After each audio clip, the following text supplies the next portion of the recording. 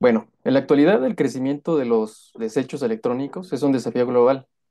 De acuerdo a un informe de la Organización Mundial de la Salud, en 2023 alcanzó 59,4 millones de toneladas, siendo que México generó 1,2 millones anuales. Estos residuos contienen metales valiosos como oro y plata, pero su manejo inadecuado puede liberar compuestos tóxicos, dañando el ambiente y la salud. Aunque métodos como la pirometalurgia y la hidrometalurgia permiten recuperar metales, son costosos y generan residuos secundarios. En este contexto, las membranas poliméricas de inclusión, MPIs, surgen como una alternativa más sostenible. Al ser selectivas, generar menos residuos y operar a bajas temperaturas, lo que lleva a ser menos costosos. No obstante, para optimizar su desempeño, utilizamos el análisis envolvente de datos, DEA, que evalúa múltiples variables para determinar la eficiencia operativa. Este proyecto se enfoca en recuperar plata de residuos electrónicos, promoviendo procesos más sostenibles y económicamente viables, alineados con una economía circular. Mi nombre es Imar Raya y a continuación, en colaboración con mi compañera y compañeros, les presentaré el proyecto de investigación que continúa en etapa preliminar, que lleva por título Economía Circular y residuos electrónicos, recuperación eficiente de plata mediante membranas poliméricas. Bueno, para empezar, vamos a primeramente a partir con el marco conceptual en el que los residuos electrónicos, comúnmente conocidos como e-waste, son todos aquellos dispositivos electrónicos o eléctricos que se han descartado porque ya no sirven o están obsoletos. Esta categoría abarca una amplia variedad de aparatos que necesitan electricidad para funcionar, como por ejemplo pueden ser pequeños electrodomésticos como planchas, secadores de cabello, electrodomésticos grandes como refrigeradores, lavadoras, dispositivos de la tecnología de la información como computadoras, tabletas, teléfonos móviles, dispositivos de consumo como cámaras, consolas de videojuegos, herramientas eléctricas como taladros, sierras, equipos de ingeniería eléctricos y a su vez también equipos médicos científicos como dispositivos de monitoreo o diagnóstico. Los residuos electrónicos tienen diferentes composiciones en las que se encuentran los metales preciosos como el oro y la plata, o el paladio y el platino, y algunos otros con los metales base como el cobre y níquel y zinc. Bueno, ahora bien, una membrana polimérica es una barrera física entre dos fluidos y esencialmente esa es su función, actuar como una barrera selectiva y al mismo tiempo pretende evitar o bien reducir la transferencia de masa de determinado componente, en donde su principal uso es para la separación de especies metálicas a nivel de, de trazas. Asimismo, se usan porque tienen ciertas ventajas ya mencionadas. Sus bajos costos de operación, se utilizan en extractantes o acarreadores selectivos, disminuyendo los costos de adquisición de estos y disminuyendo la cantidad precisamente de disolventes orgánicos. Una membrana está compuesta por un soporte polimérico, un plastificante y un acarreador o extractante. El soporte polimérico le proporciona fuerza mecánica a la membrana. Eh, el plastificante le proporciona características plásticas como elasticidad y flexibilidad para su manejo. Y el acarreador es la sustancia que por afinidad química con la especie ocasiona la migración, es decir, es el responsable de transportar la especie de interés a través de la membrana. Ahora bien, el DEA, esta es una herramienta matemática que sirve para medir qué tan eficiente es un proceso o unidad. En comparación con otros similares, este lo hace analizando sus recursos utilizados y los resultados obtenidos, siguiendo ciertas reglas como los resultados deben ser proporcionales y que los recursos deben ser manejables. Algunas características de esta metodología es precisamente que tiene un enfoque no paramétrico, tiene una medición relativa de la eficiencia y tiene una orientación a insumos o productos, en el caso de los inputs o los outputs. Y los modelos básicos del DEA son los siguientes, precisamente el modelo CCR, que tiene el objetivo de maximizar la productividad real, el modelo BSC, que tiene la principal virtud de flexibilidad en la forma de la frontera, y también el modelo aditivo, que precisamente tiene la minimización simultánea de las entradas y las salidas. Bueno, principalmente nuestro objetivo general es determinar las variables clave de entrada y salida que influirán directamente en la evaluación de la eficiencia de las membranas poliméricas de inclusión, en la recuperación de metales preciosos, en este caso la plata, a través de la metodología DEA. Los objetivos específicos precisamente son determinar la eficiencia de transporte y recuperación de plata mediante la variación de condiciones operativas mediante la metodología DEA.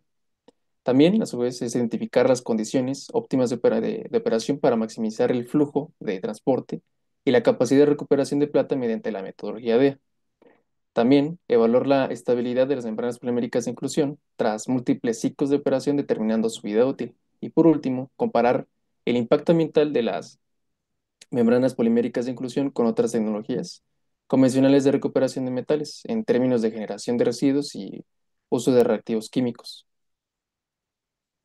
Ahora bien, pasando a la metodología, en el caso de de la preparación de membranas, para la preparación de la membrana se seguirá el siguiente procedimiento mostrado en el diagrama, en el que primeramente tenemos la disolución del soporte polimérico, en el que se disuelve el tetrato de celulosa, el soporte polimérico, en diclorometano, un diluyente orgánico volátil, a temperatura ambiente.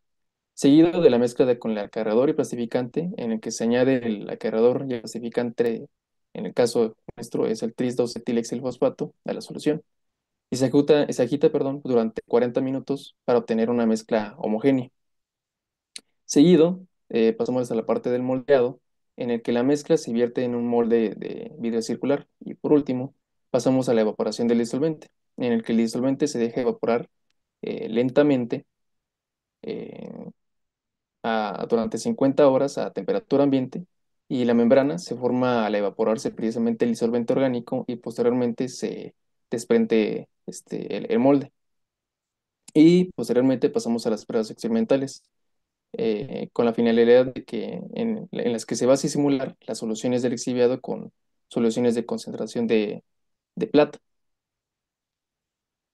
Ahora bien, pasando a la parte de la aplicación del DEA, tenemos que el procedimiento propuesto a seguir por Banker y Charnes y Cooper es el siguiente, en el que primeramente vamos a tener la recolección de datos experimentales, es decir, que vamos a diseñar los experimentos pertinentes para medir las variables, seleccionando bajo diferentes condiciones, con el fin de asegurar que los resultados sean replicables y reducir al mínimo las incertidumbres.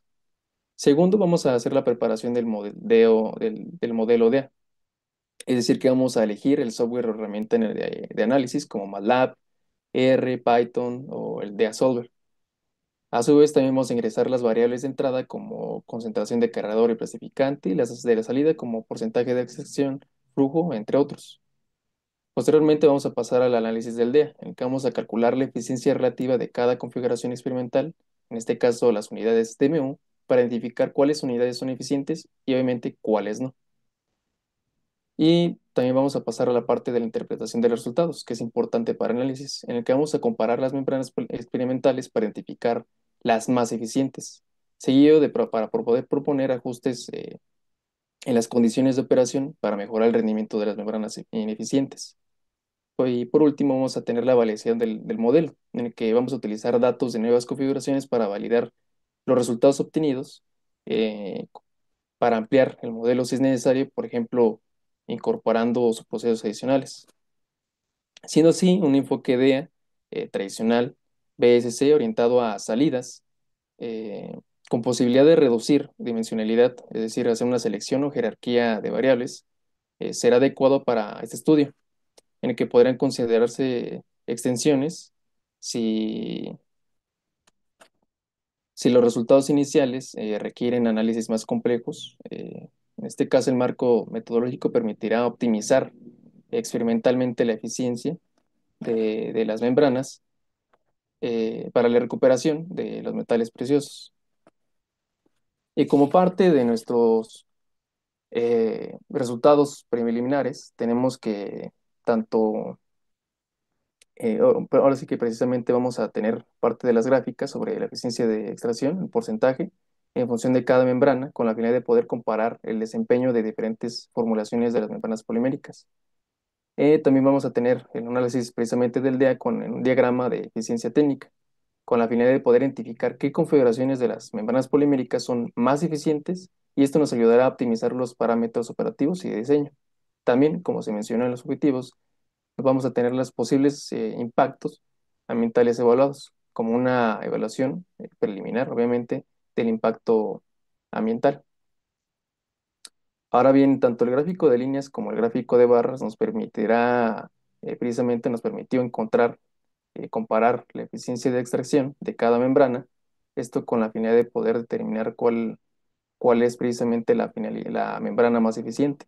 En este caso podemos observar que en el DA Solver pudimos agregar los datos tanto del triacetato de celulosa como del trisdosietilfosfato y la permeabilidad. En este caso tenemos las DMOs, que son 12, fueron las que contamos, y a la hora de hacer la solución, encontramos que la membrana número 9, en este caso la DMO9, considerándola así, es la más eficiente en este caso. Tenemos, por ejemplo, también otra gráfica para poder visualizarlo, en el que tenemos precisamente la eficiencia de la extracción de plata por diferentes membranas poliméricas, en el que tenemos nuevamente la membrana número 9 con mejor extracción. Sí, por último, tenemos la membrana número 1 que tiene peor extracción.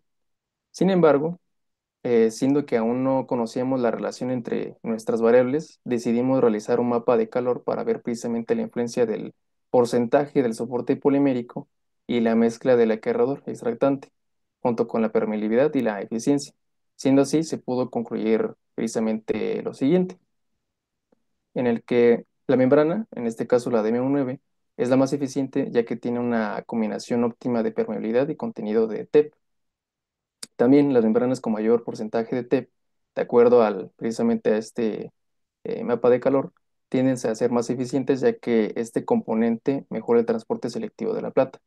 Y por último, como bien dijimos, tenemos que la DMO1 es la más ineficiente, lo que sugiere que una menor cantidad de TEP y una baja permeabilidad reducen la extracción de plata.